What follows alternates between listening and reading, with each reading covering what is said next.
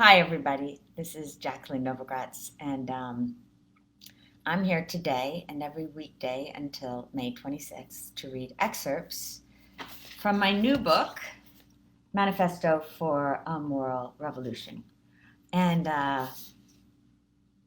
as I say every day, I wrote this book as a love letter to anyone who dares to try and make change in this fragile, fractured, yet ultimately beautiful world of ours.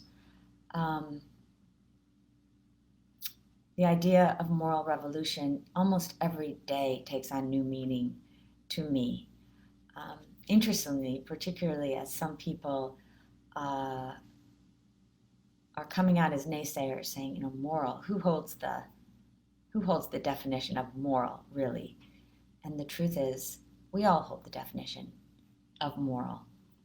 Moral cannot be simply a set of rules prescribed from an authority above, particularly if we're looking at different authorities, but rather it must be a renewed morality for a world that is interdependent, in which all of our different cultures and traditions must navigate our way to work together, to find and create the kind of world in which we all can flourish, not only for this generation, but for multiple generations.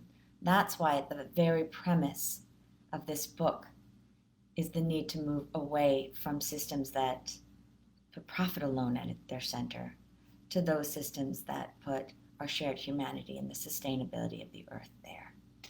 Revolution, not in some violent way, but in the very opposite. Revolutions that understand, again, in an interdependent world where we do not need another hero. We need to create momentum around the idea that change comes from millions of heroic acts, that we're all needed, and that revolution cannot come from above nor below, but from within each of us. I'm now talking about a new practice and principle, chapter 8 in the book, which is Avoid the Conformity Trap. It builds on identity and the moral imagination and redefining success and finding ways to listen to voices unheard. When I thought about this next skill, this next practice of avoid the conformity trap, to be honest, I almost titled the chapter Avoid Corruption. When I started Acumen, I did not understand just how much corruption we would have to confront, and all the many different types. But I also came to understand not only the rudiments and the techniques that too many employ to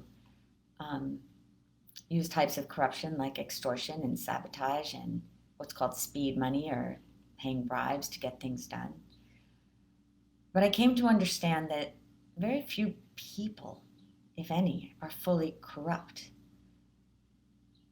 The problem is that in systems that define success based on money, power, and fame, though we want our children to be honest, too often we convey through our actions that more important to us is for them to be honored. Plato, more than 2,000 years ago, the Greek philosopher, wrote that a country cultivates what it honors. And so if we're cultivating money, power, fame, then too often we prioritize honor over honesty. And we do it in the name of being loved, of belonging. And we make every kind of excuse to do it, even if there's that voice inside of us that know it's wrong. And so the idea of this practice of avoid the conformity trap is to pay attention to those signals in our own lives that might make us do things that we're not terribly proud of, but we find ourselves making excuses and do them and then get stuck in a slippery slope. And we all do it. So avoid those conformity traps. Here goes. A few months before the financial crisis of 2008, a prominent Swiss banker invited me to serve on an advisory council for a new fund he was developing. The fund would invest in microfinance institutions that in turn would make small loans from $30 to a few thousand to poor women in the developing world. This fund, he said, is going to generate the highest financial returns in our portfolio. And there is little risk associated with it. I felt a knot in the pit of my stomach. So, you're asking me to join an advisory in which a Swiss bank plans to earn their highest financial returns from the poorest women in the world, at little risk to the rich? Doesn't that sound odd to you? The banker quickly responded, "Don't think of it as making money off the poor." "How should I think of it then?" I asked, "especially given your pitch that this fund will generate the highest financial returns of all the different funds you manage." The banker became a bit sheepish. "Fair enough," he said, "but don't you agree that a fund investing in microfinance banks is a step in the right direction? This will bring more money into a sector that needs to grow. This is a chance to do well by doing good." He added, "It would be great to have a voice like yours interacting with a bank like ours." His flattery pricked a slight feeling of mistrust. Traditional investors with no background in low-income markets looking for high returns make me nervous, I admitted. "But you will meet wealthy investors on the advisory board and build a relationship with our bank, which could help your own fundraising," the banker responded. I paused to work out what was bothering me.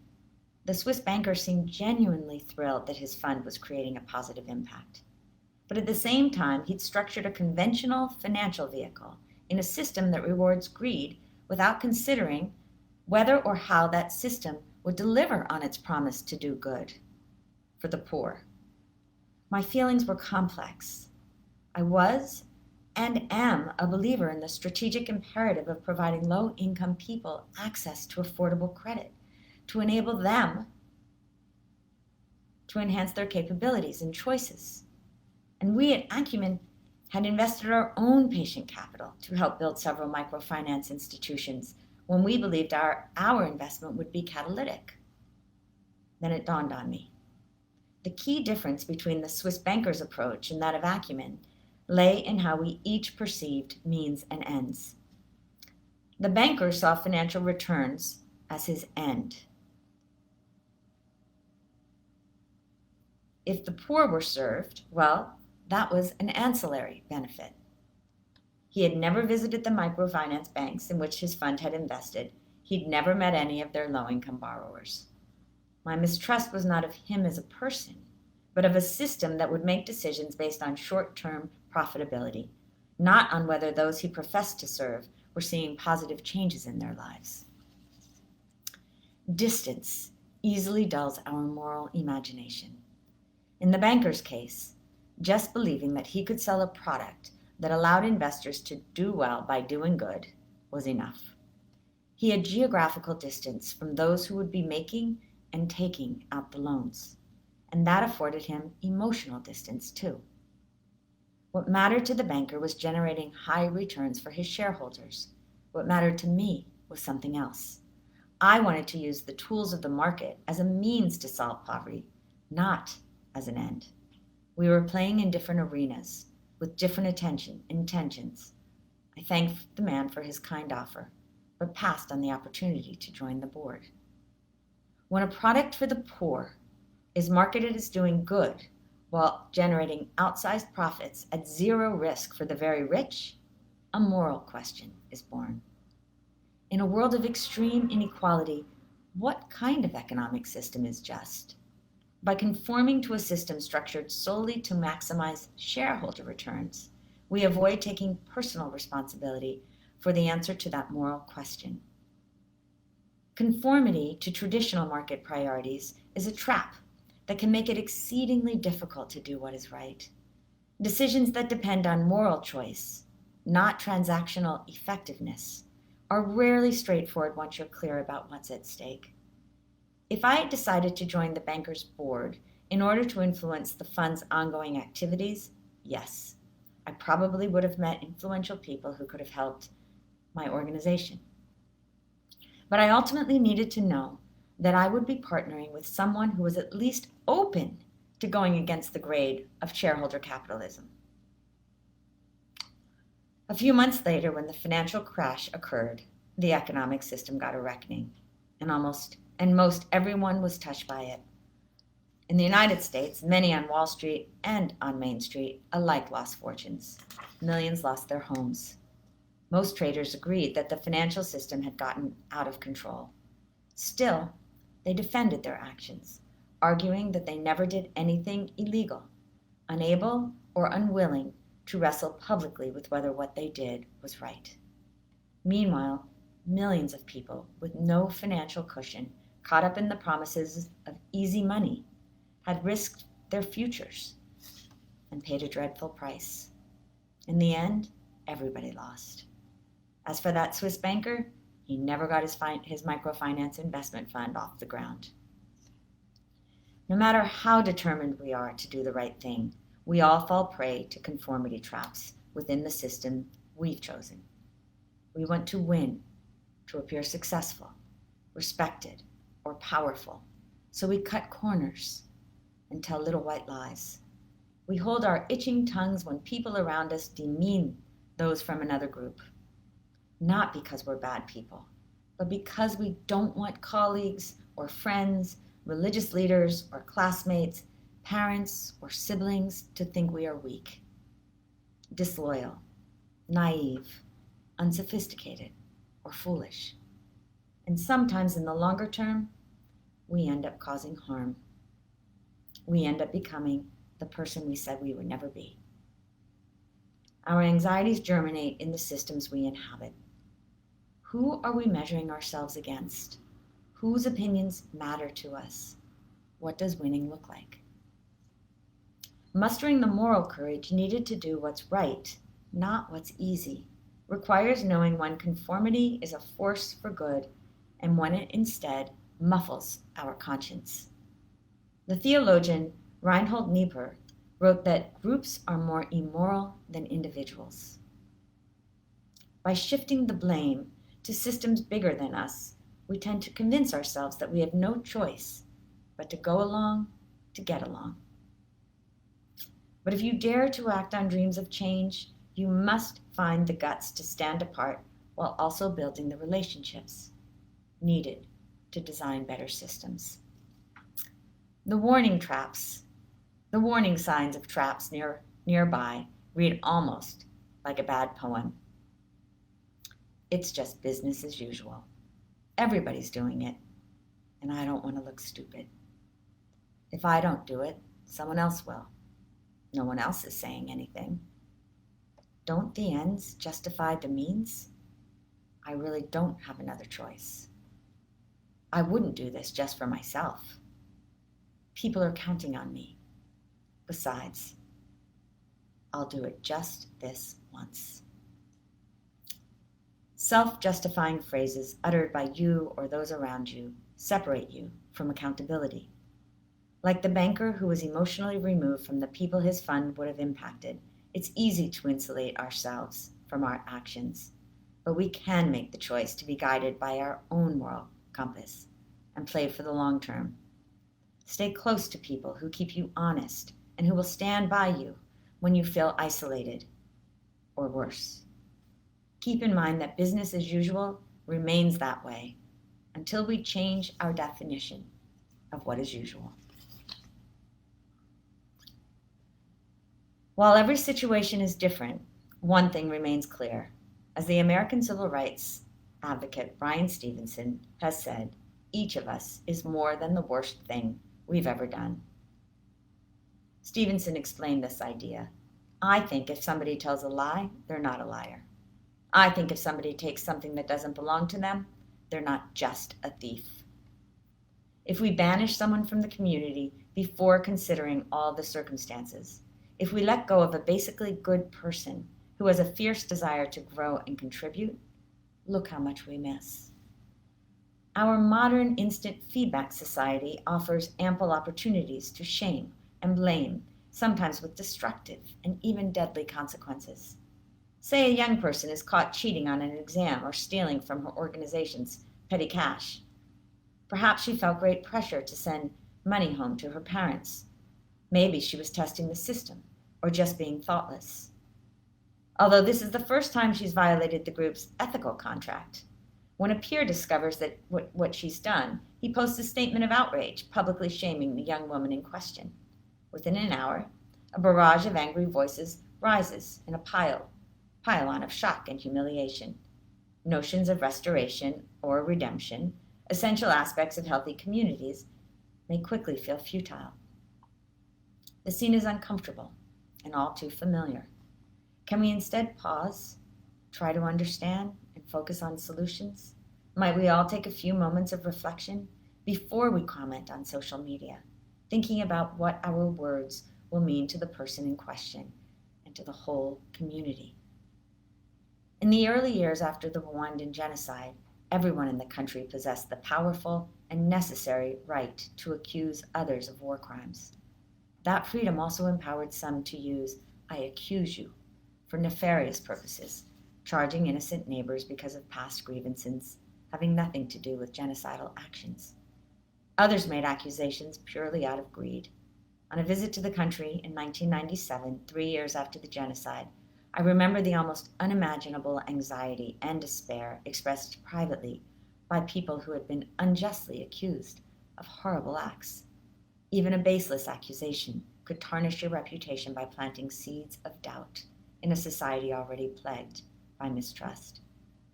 While the circumstances are usually less dramatic, the internet enables all of us to be instant judges, which in some cases unleashes roaring mobs. Our online lives bring us close to those who think and feel like us. This is wonderful in many ways, but it also creates conformity traps. If we're not careful, we can get swept along in toxic forms of groupthink and mob behavior. We thus have a corollary responsibility to balance judgment with judiciousness, a responsibility requiring self-imposed discipline. Thankfully, the world is full of role models carving paths to what is right for all of us. On March 15th, 2019, a white supremacist attacked 2 mosques in Christchurch, New Zealand, killing 50 people in the middle of their Friday prayers. Refusing to conform to tired conventions such as speaking compassionately to the victims, sending thoughts and prayers, and blasting the murderer's name across global social platforms, New Zealand's 38-year-old Prime Minister Jacinda Ardern quickly called for changes to the system. She refused to use the name of the terrorist and moved within days to change outdated gun laws. With compassion and toughness, head and heart, the Prime Minister led with all her humanity, bringing out the best not only in her citizens, but in people across the world. Constrained by neither female nor male stereotypes, Jacinda Ardern acted swiftly to protect her nation's people and stood with moral courage for those who had suffered most. Her non-conformity set her apart in ways that invited others to participate. Taking the Prime Minister's lead, tens of thousands of New Zealanders gathered to honor their Muslim neighbors. Women of all ethnicities turned up wearing headscarves, as their Prime Minister did. Even the global media respected Ardern's leadership, refusing to splash the name of the terrorist across the world, thus denying him his twisted lust for infamy. Rather than simply mirroring those who had gone before her, the Prime Minister set a new standard for powerful moral response to hatred. Each of us has opportunities to avoid conformity traps and offer the world the best version of ourselves, whether we're a prime minister, a teenager, or a corporate leader.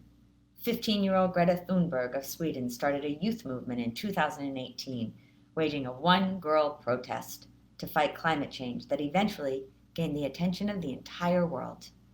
America's most effective advocates for gun reform include teenage survivors of a mass shooting in 2018 that killed 17 students at Marjorie Stoneman Douglas High School in Parkland, Florida. Young people are raising their voices and calling for change, and the world is taking note. Brave CEOs, too, are standing apart. Bob Collymore, the beloved Kenyan CEO of Safaricom, made public his net worth, and challenged his peers to do the same, though few followed his lead.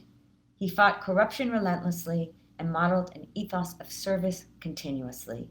What made him a true nonconformist, however, was the way he lived the minutes of his life. Some of his closest friends grew up and worked in Nairobi slums during a time of heightened terrorism. Collymore fasted for Ramadan to demonstrate solidarity with Muslims. Never be ashamed of who you are, he would tell young people. Never let people decide how you should feel about yourself. A person's a person, no matter how small. Bob died too young, at 63, but because he dared to be his own man, his influence will last for generations.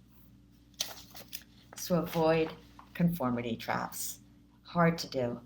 And I don't know if any of us get through life without falling into at least a few of them. I certainly know that I have.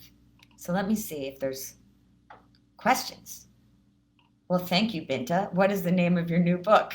The name of my new book is Manifesto for a Moral Revolution, and it was published on May 5th. And you can, right now, get it online because all the bookstores are closed.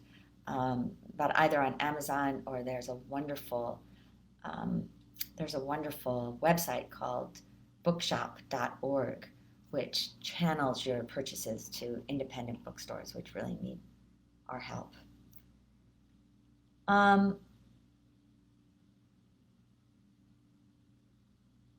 Oh, thank you. Thank you, Mom Yasim.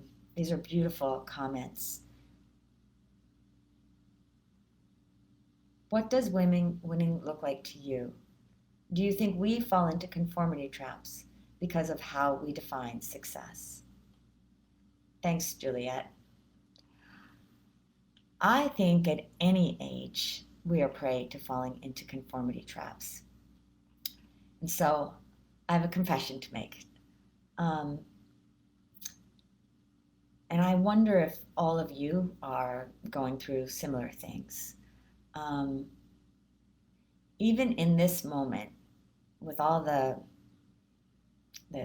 tangible successes that I've accumulated in my life and feel so lucky for, when you put a book out into the world where you feel this great sense of vulnerability, because it's you that's going out there, and you have the most amazing team that has ever lived on the planet who is helping you. And they put together this incredible 14-city book tour. And suddenly, just like all of us, just like all of you, the rug gets pulled out from under you. And there are no bookstores, there is no media, there is no gathering where you can connect with individuals that have piles of books. Everyone has to start from zero. And what you need to do is remember, why did you write this book? You wanted to share first you wanted to crystallize a set of ideas, 35 years of work. Second, you wanted to honor the community of change agents around the world. This is not my wisdom alone.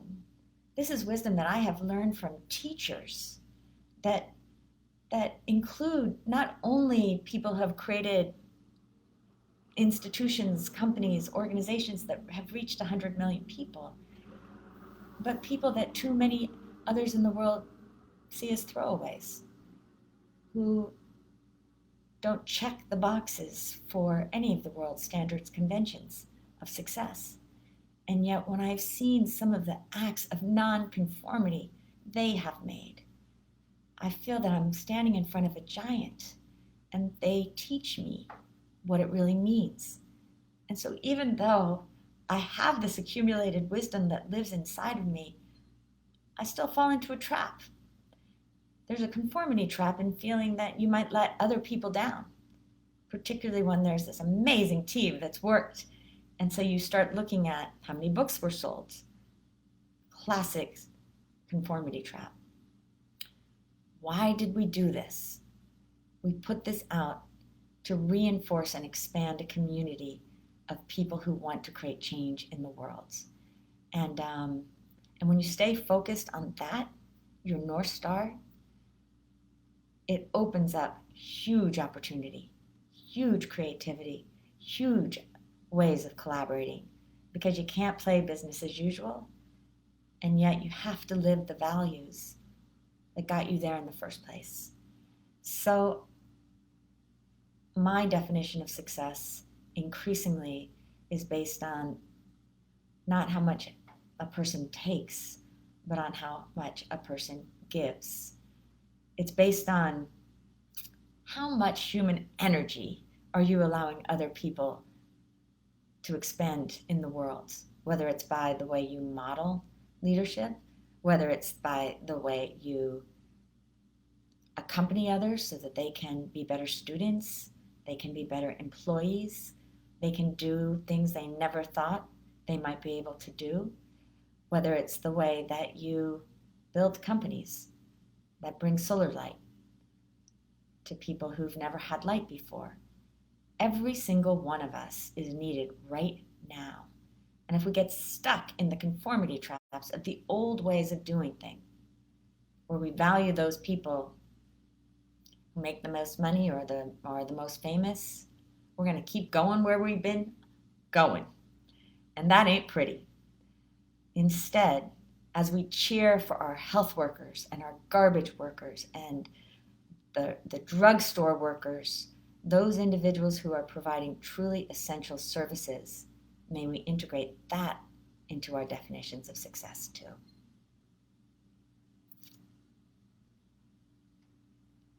Please repeat name of bookstore. You guys are awesome. Well, thank you, Maria Burpee, because it's bookshop.org, where you can buy books online. And thank you, Carla, for correcting me. Thanks for all of the comments that you have. And so since I don't see any other questions, let me ask you all a question, just to live with today. Krista Tippett, who is such a luminescent voice for our world, talks about the power of beautiful questions. And so my question for all of you is, what gets in your way? We know the difference between right and wrong. We know that if we listen to that voice inside of ourselves, it tells us when we're not proud of something. We also know how hard it can be to do the right thing when everything around us is asking us to cut corners. So what gets in your way? And in that spirit of practicing courage, is there something that you can do today that just sets you apart as a nonconformist? One courageous conversation, one courageous tiny act. Everything we do, every act, every non-act is a choice. And trust me, I have conformed in ways that have not made me proud too many times to count. But when I look back on my life, it's those small moments of nonconformity that enabled me to be increasingly steadfast and certain that it is in that place, when you are willing to jump into the fray and do the right thing, not the easy thing, time and again.